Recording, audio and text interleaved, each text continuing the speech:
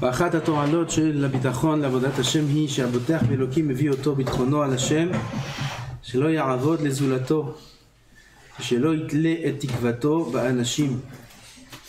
Ça on a lu ce passage hier, qui ne va pas servir, être dépendant d'autres personnes. Velo yetzape le'ezrat bene adam, il n'espérera pas l'aide des autres. Il a l'habitude d'être dépendant d'Hachem, donc automatiquement il n'y a pas de déception aussi. Combien il y a de déception? On est déçu de l'un, on est déçu de l'autre. Ah, je suis déçu, hein, je croyais vraiment que tu étais un ami, je croyais vraiment que c'était quelqu'un, je croyais vraiment ça. Ah, je suis déçu, je suis déçu. Et il est déçu parce qu'il était dépendant, il espérait, il attendait. Même celui qui a du bitachon, il est épargné de beaucoup de mauvaises midotes. Peut-être de toutes les mauvaises midotes. Il est épargné, c'est clair, de la jalousie. Il ne peut pas être jaloux de quelqu'un d'autre, parce qu'il est sûr que Kadosh Baruch Hu lui donne ce qu'il a besoin. Il est épargné de la colère. Comme la colère, c'est une mida qui est grave. Il est épargné de la colère. Pourquoi quelqu'un se met en colère? Ah, comment je t'ai dit, t'as fait, t'as pas fait, s'il a le bitachon, que c'est Kadosh Baruch Hu qui gère son monde. Et même si j'ai dit à l'un de faire ça, à l'autre de faire ça, et il n'a pas fait, qui c'est qui n'a pas fait? C'est Kadosh Baruch Hu qui a pas voulu que ça se fasse.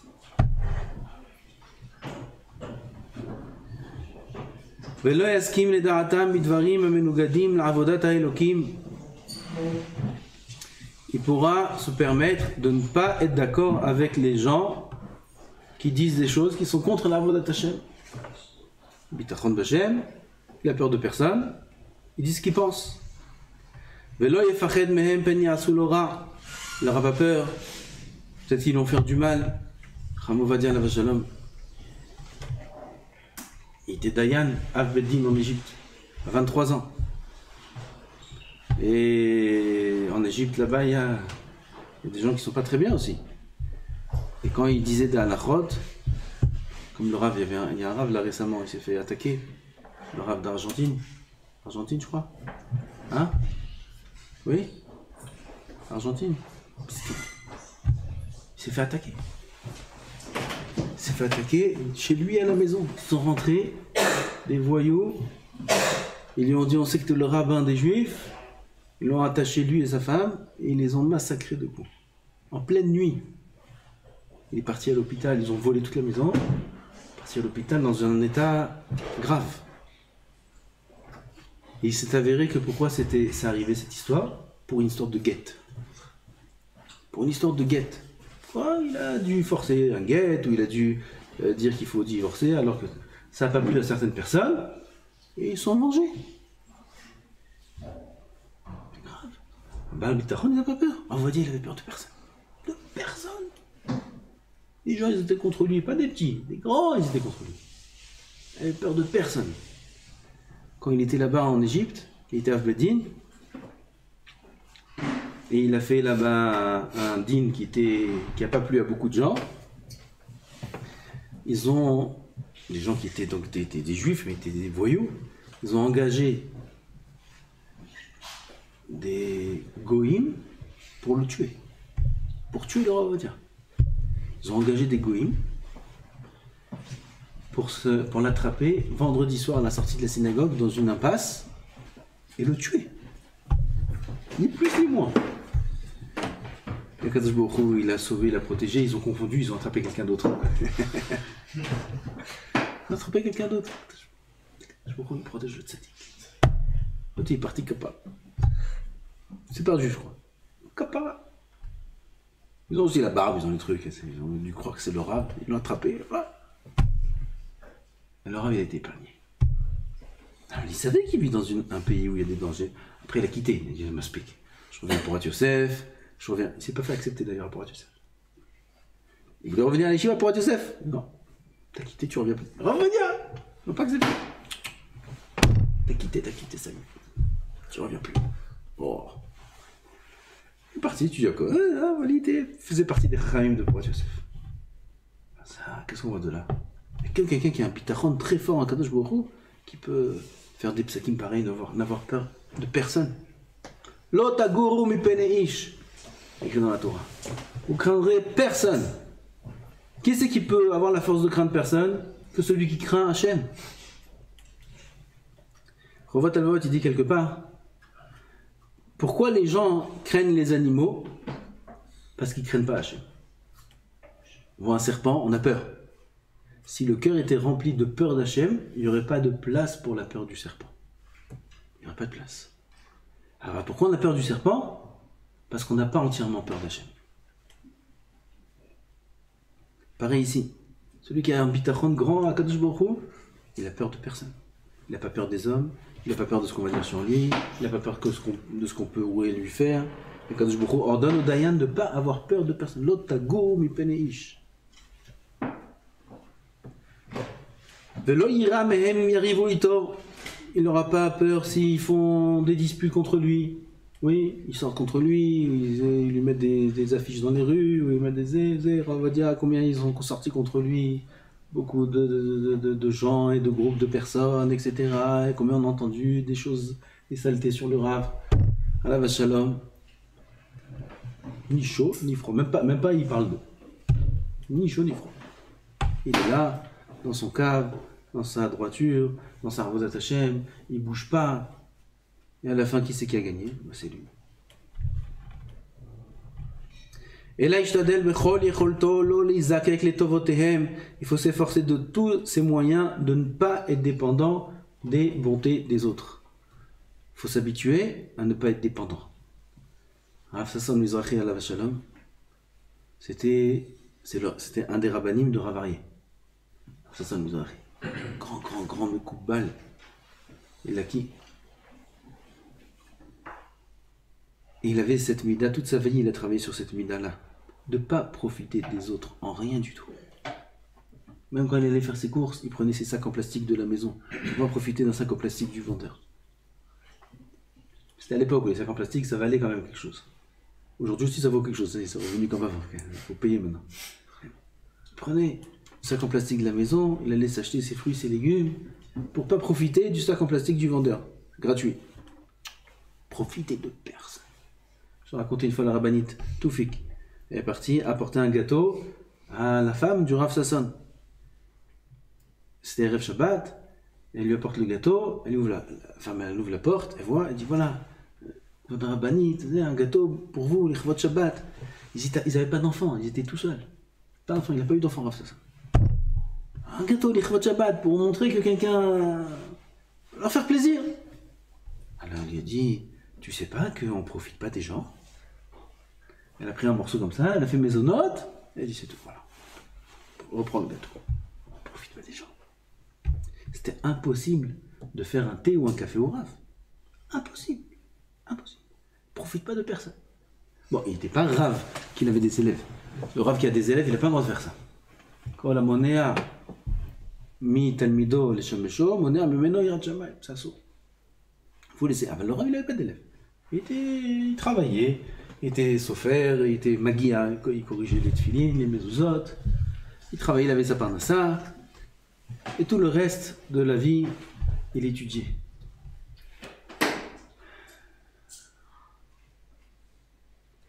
Pourquoi je dis ça? Hein? Ok. Alors il disait le Rav Sasson qu'il y a un endroit dans le ciel, dans le Gan Eden, une place spéciale réservée à ceux qui n'ont pas profité des autres. Espace spécial. Ça aussi, ça vient d'un bitachon b'Hashem. Un homme comme lui qui n'a pas d'enfant, sa femme qui n'a pas d'enfant. Il n'y a que eux qui peuvent savoir quelle douleur c'est. Une femme qui n'a pas d'enfant, elle a presque plus sa tête. Un homme qui a un couple qui n'a pas d'enfant, ils sont considérés comme morts. Combien c'est dur de vivre comme ça. Alors on attend un peu d'attention, d'affection des autres. Et dans un état pareil, être complètement indépendant de tout le monde et de ne pas profiter de personne, ça demande un bitachon énorme pour rester bessimcha. Il faut rester bessimcha. Il faut que sa femme reste bessimcha. Comment tu restes bessimcha sans enfant? Personne à la maison, des années comme ça, tout seul les deux à la maison. Il faut rester bessimcha. En plus, profiter de personne. Quand un homme il n'est pas Bessimcha, alors il a besoin de l'attention de l'autre.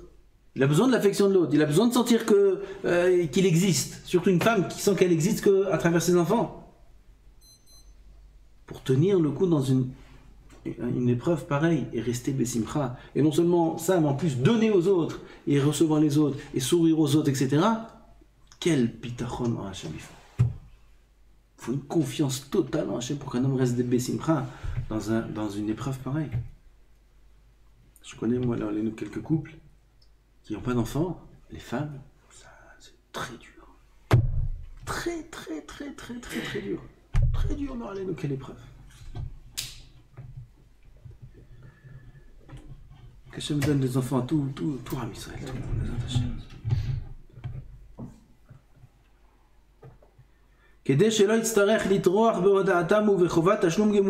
Si un homme profite des autres, alors il est redevable. Et être redevable, alors ça prend du temps, ça prend la réflexion, etc. Ça dérange dans la voie d'Hachem. S'il a besoin de les réprimander, s'il n'a pas de bitachon, il dit bon, celui-là, si je vais écrire un peu trop, alors il va me faire la tête à la synagogue, et ça y est, il va plus. Non, c'est embêtant. Il n'a pas de bitachon. S'il a du bitachon, alors, il y a une avéra. Et je vais lui dire. Et je vais lui dire de la façon où il arrête de faire l'avéra. Il me fait la tête, qu'il me fasse la tête. Pourquoi je vis sur sa tête? Je vis sur son visage. S'il me rigole, je suis heureux. Malheureusement, c'est comme ça. Les gens, quand on leur sourit, ils sont heureux. Quand on leur fait la tête, ils sont tristes. Les mettent ou pas? Je connais quelqu'un, tzadik, mamash, Yerushalayim, un tzadik, qu'une fois, il est sorti de chez lui, et il a dit shalom, shalom aleichem, chassid, à son voisin n'a pas répondu. Il n'a pas répondu. Il a regardé, il a tourné la tête. Il y a eu quelque chose, et il a pris tellement à cœur, c'est quelqu'un de sensible, il a pris tellement à cœur, pendant 3 jours, il en est devenu malade. Tellement qu'il a pris à cœur. Pourquoi comme ça? Pourquoi? On ne peut pas que notre morale soit dépendante du moral des autres.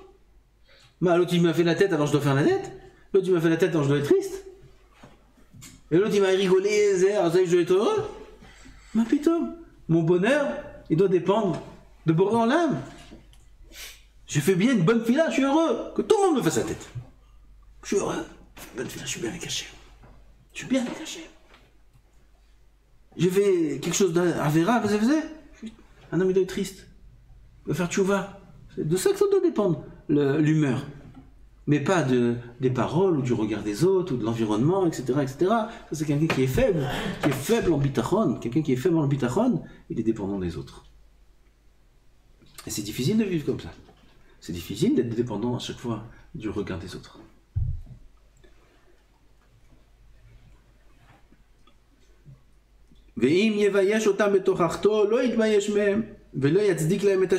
Parfois ils disent des mensonges, des choses fausses. Il ne va pas être d'accord avec eux.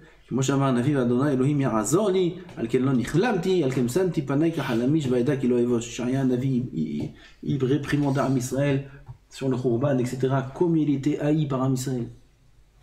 Pourquoi? Réprimander. Les gens qui réprimandent, ils ne sont pas très acceptés dans la société. Yirmiyahu Hanavi, ils l'ont jeté dans un trou.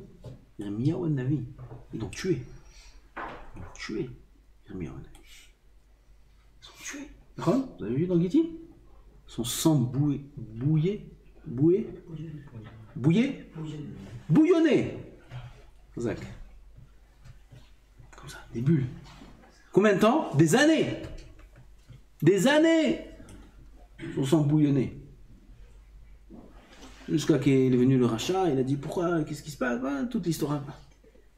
Ils l'ont tué, le Navi. Pourquoi? Il nous a saoulés. Qui vient nous dire le Beth Midrash va détruire, le Beth Midrash arrêtez, faites tchouva. Vous êtes des Réchaïm, combien on peut entendre ça? Ils l'ont tué. Voilà, il ne s'est pas arrêté pour autant. Cho. Qu'est-ce qu'il a fait Cho? Ils lui ont demandé de faire le Hegel, non? Il n'a pas accepté. Il dit Hegel, Chas Shalom. Ils l'ont tué. Ils ont tué Cho. Quand il a vu ça à Aaron à Cohen, il a dit bon, si moi je leur dis non aussi, je vais y passer. Il n'a pas dit non. Il a dit allez, d'accord, doucement, amenez les bijoux des femmes. Et il croyait que ça allait prendre des heures, des jours. Amenez les bijoux, amenez les femmes. Les femmes, elles ont du mal à amener leurs bijoux. Oui. Enlever les bijoux, donner pour un veau d'or. Qu'est-ce que tu veux, veau d'or? Les hommes, ils ont emmené les femmes. Pas ils ont emmené les bijoux. Ils ont emmené leurs femmes, ils ont emmené. Voilà, tu veux les bijoux? Tiens, ils ont emmené leurs femmes. Aaron, il n'a pas compris qu'elle se résout. Aaron, à son niveau, c'était une erreur. Il a perdu 2 enfants. Nadav et Avihu. Il a perdu 2 enfants. Pourquoi? Parce qu'il n'a pas eu l'audace de faire comme Cho, de dire Chas v'shalom. On attend Moshe. Chas v'shalom. Peut-être que dans la Emouna, il savait Aaron qu'il y a Moshe l'arrive. Il n'y avait pas. Ça fait juste. Il a vu Cho mourir. Devant ses yeux, il a vu Cho mourir. Je vais mourir moi aussi. Je vais trouver des combines. Doucement, Vézé. Comment doucement? Pourquoi t'as pas de bitachon Bachem? 2 enfants, il a perdu. 2 tzadikim, Nadav et Avihu. Pourquoi c'est pas lui qui a payé? Hein? Pourquoi c'est pas Aaron qui a payé? Ça s'appelle pas payer ça? Ouais. Pourquoi ça? Un homme préfère mourir lui-même que ses enfants. Le plus grand tsar, le plus grand Nissan qui existe, c'est ça. Perdre un enfant. Dans la laine. Comment chacun va protéger El Nabil et Ro? Tu connais? Les deux devaient Ok. Fallait faire Messirut Nefesh. Un homme meurt à Messirut Nefesh, il a un endroit spécial dans le Gan Eden. ונאמר אל תירא מהם ומדבריהם אל תירא ונאמר מדבריהם אל תירא ומפניהם אל תחת. Voilà des psukim, n'aie pas peur. ונאמר אל תירא מפניהם ונאמר אל תחת מפניהם. encore. ונאמר כשמיר חזק מצור נתתי מצחך לא תירא אותם ולא תחת מפניהם. Comme le shamir puissant, j'ai mis ton front c'est l'effronterie, mais dans la Kedusha, le shamir c'était un animal qui coupait la pierre. Vous ne pouvez pas couper les pierres du kotel, comment elles sont carrées. À l'intérieur aussi, comment... Bon, les pierres du kotel, elles sont un peu... C'est pas de l'époque. Celles d'en bas, en bas, c'est de l'époque. Comment elles sont carrées? Comment ils sont carrées? Comment? Ça sourd de faire avec du fer. Il y avait un animal qui s'appelait le shamir. Il coupait la pierre. Carré. Tac. Toute une histoire comment Shlomo Melech il a amené le shamir. Je mettrai ton front puissant comme le shamir, il dit Hachem. N'aie pas peur d'eux. N'aie pas peur des Rechaïm, n'aie pas peur de ceux qui vont contre la Torah, ne pas avoir peur. Parfois on est comme ça un peu intimidé. Je vais dire, ils vont penser, On a quelque chose à avoir honte de notre Torah. On a quelque chose à avoir honte de nos Chachamim. Honte grâce Shalom d'Hachem. Regarde ce qu'il dit le Mishnah Berurah sur celui qui range ses tzitziot. Parce qu'il a honte des goïms. Il a honte. Regardez ce qu'il... Il range les tzitziot parce qu'il a honte. Il ira au Gehinam, il dit au Gehinam il ira. T'as honte d'être juif? Pas peur des goïms, honte. Parfois on est dans des situations où on est un petit peu comme ça gêné.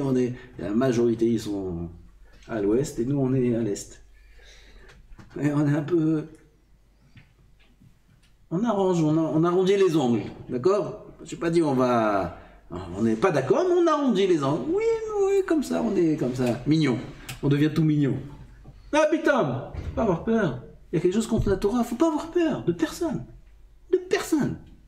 Dire non, ça, il faut corriger. Là, tu dis quelque chose, c'est pas comme ça, c'est...